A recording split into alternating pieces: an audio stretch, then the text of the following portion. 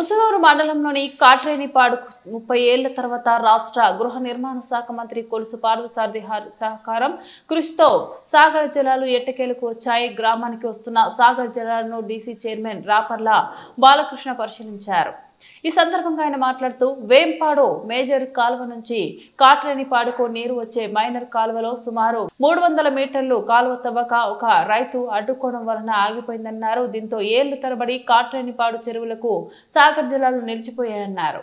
ఈ సమస్యను స్థానిక టీడీపీ నాయకులు, రైతులు మంత్రి పార్థసారథి దృష్టికి తీసుకెళ్లగా ప్రస్తుతం 300 మీటర్ల కాలువ తవ్వకం సాధ్యపడదని ప్రత్యామ్నాయంగా వేంపాడు మేజర్ కాలువ నుంచి జంగంగూడెం అడవి మీదుగా కాట్రేనిపాడు మైనర్ కాలువకు కలిపేలా తాత్కాలికంగా కాలువను ఏర్పాటు చేయాలని అధికారులను మంత్రి ఆదేశించగా కాలువ పనులు జరిగి సాగర్ జలాలు వచ్చాయన్నారు.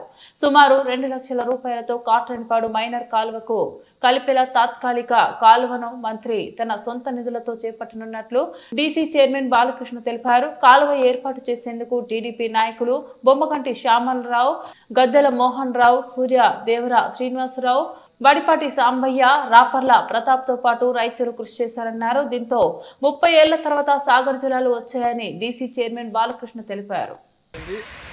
మీరు అందరినీ కూడా రైతుల్ని కోరేది ఏంటంటే, ఈరోజు మనకి 27 కిలోమీటర్ వేంపాడు వరకు నీళ్లు రీచ్ అయినాయి.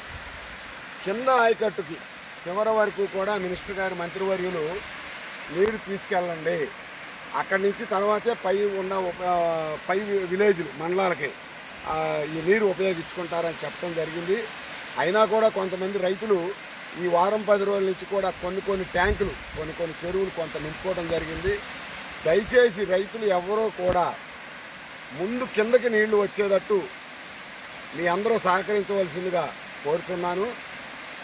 ప్రతి ట్యాంకు, ప్రతి ఒక్క చెరువు కూడా వాటర్ ఫుల్ అయ్యే వరకు కూడా పైన తెలంగాణ నుంచి నీళ్లు వస్తాయి. మనకి ఎటువంటి అపోహ వద్దు.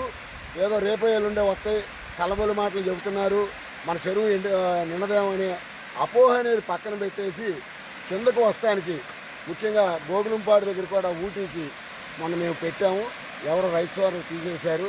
ఈ ఫ్లోటింగ్లో మళ్ళీ పెడతామంటే ఎంత కష్టమైన పనో ఆలోచించుకోండి.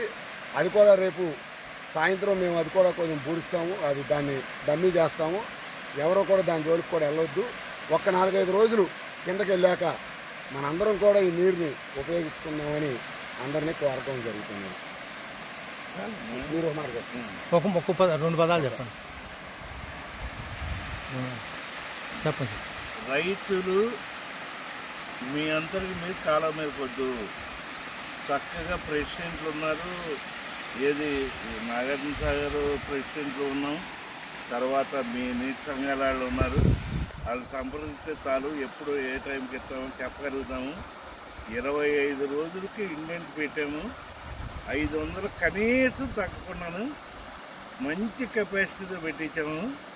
అన్ని ఏర్పాట్లు జరిగి కంగారు పడొద్దు. అది ఓకే సార్.